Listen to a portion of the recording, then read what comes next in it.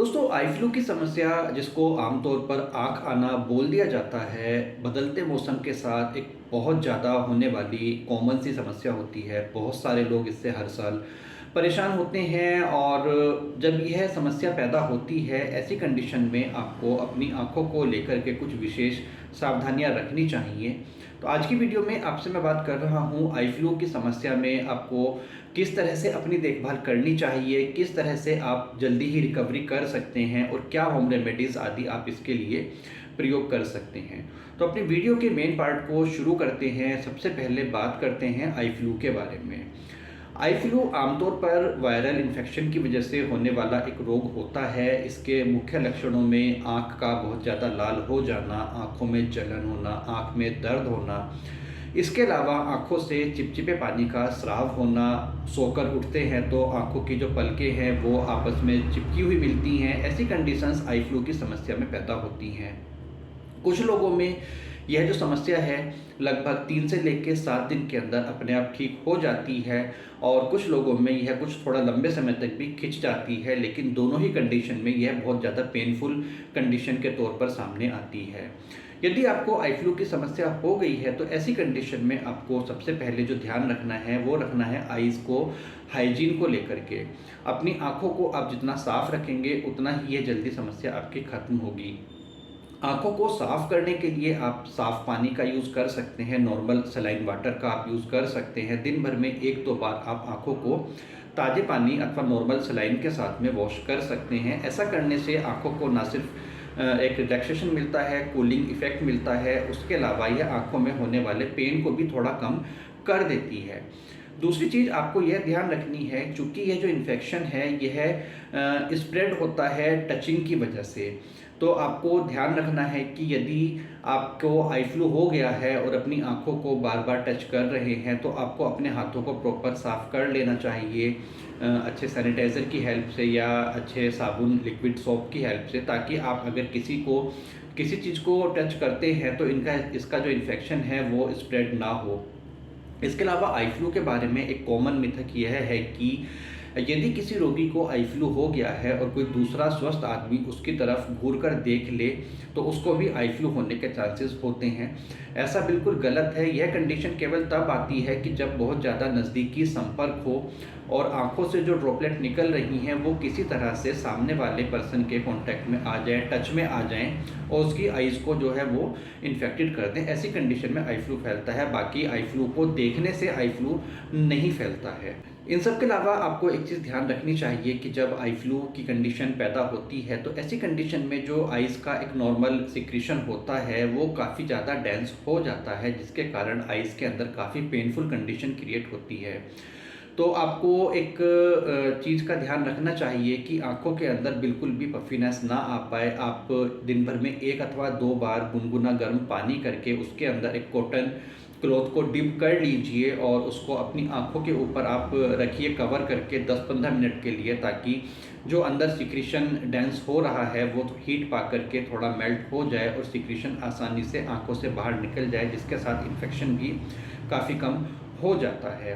बात करें red eyes को लेकर के, यदि रेड आइज़ की समस्या बहुत ज़्यादा बढ़ रही है तो आप अपने डॉक्टर को परामर्श ज़रूर कीजिए।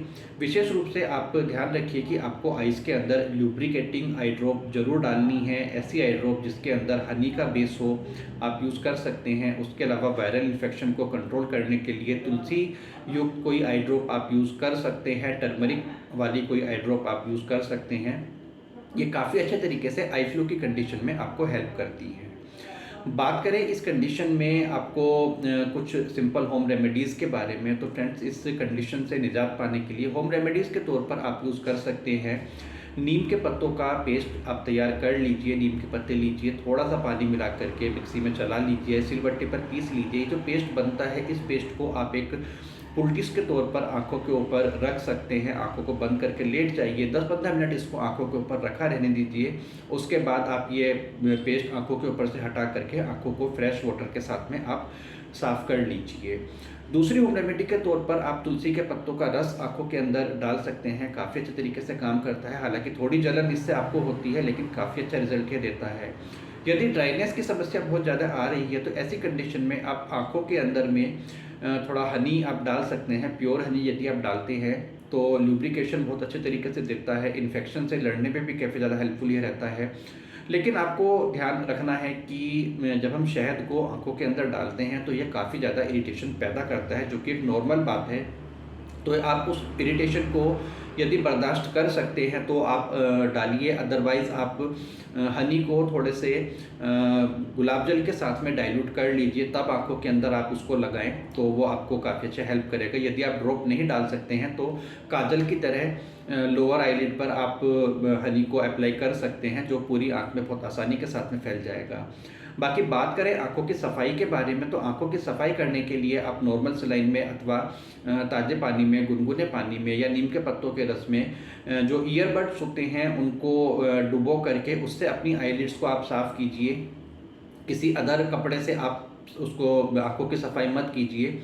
और जिस ईयरबड को आप यूज़ कर रहे हैं आँखों को साफ़ करने के लिए, आँखें साफ़ हो जाने के बाद में उसको थोड़ा-सा सैनिटाइज़र अथवा स्प्रिट अल्कोहल में डुबो करके आप उसको डिस्कार्ड कर दीजिए, डस्टबिन में फेंक दीजिए, ताकि इन्फेक्शन वो स्प्रेड ना करे। एक बार का यूज़ किया हुआ ईयरबड आपको कुछ घंटे बाद दोबारा यूज़ नहीं करना है, हर बार आपको नया और हाइजीन वाला ईयरबड ही यूज़ करना चाहिए। बाकी आँखों में जो दर्द होता है वो धीरे-धीरे आपका अपने आप ख़त्म हो जाएगा, जैसे-जैसे आई फ्लू की कंडीशन ख़त्म होती है। कुछ पेन किलर्स आप ले सकते हैं अपने डॉक्टर से परामर्श के बाद में। आँखों में कूलिंग पाने के लिए आप कुकुम्बर स्लाइस का भी यूज़ कर सकते हैं। नीम का पेस्ट भी अपने आप में आपको कूलिंग इफ़ेक्ट देता है। और इसके अलावा आप खाने में विटामिन सी रिच डाइट का यूज़ करें, बहुत ज़्यादा ऑयली स्पाइसी आप ना खाएँ। आई फ्लू अगर आपको हो गया है तो ऐसी कंडीशन में आप बहुत ज़्यादा ट्रैवलिंग ना करें, कोशिश कीजिए कि अपने आप को पूरी तरह से आइसोलेट आप कर लीजिए। आँखों के ऊपर डायरेक्ट हवा, डस्ट पार्टिकल्स, पॉल्यूशन आदि नहीं लगना चाहिए। ऐसी कंडीशन में आपकी आई फ्लू की समस्या और ज़्यादा बढ़ सकती है। तो फिलहाल के लिए इस वीडियो में इतना ही फ्रेंड्स। उम्मीद करता हूँ आई फ्लू के बारे में यह जानकारी आपको अच्छी लगी होगी। वीडियो पसंद आई हो तो वीडियो पर आप एक लाइक ज़रूर कर दीजिएगा। हमारा ये चैनल प्रकाशित आयुर्वेद मेरठ, इसको आप सब्सक्राइब कर लीजिए। साथ में लगा घंटी का बटन दबा करके नोटिफिकेशन ऑल पर आप क्लिक कर लीजिए, जिससे कि हमारी आने वाली सभी वीडियोज़ के नोटिफिकेशन आपके पास में लगातार पहुँचते रह सकें। बहुत जल्दी एक और नई वीडियो में किसी नई जानकारी के साथ में आपसे मुलाकात करेंगे। तब तक आप अपना ध्यान रखिए, सुरक्षित रहिए। धन्यवाद दोस्तों, नमस्कार।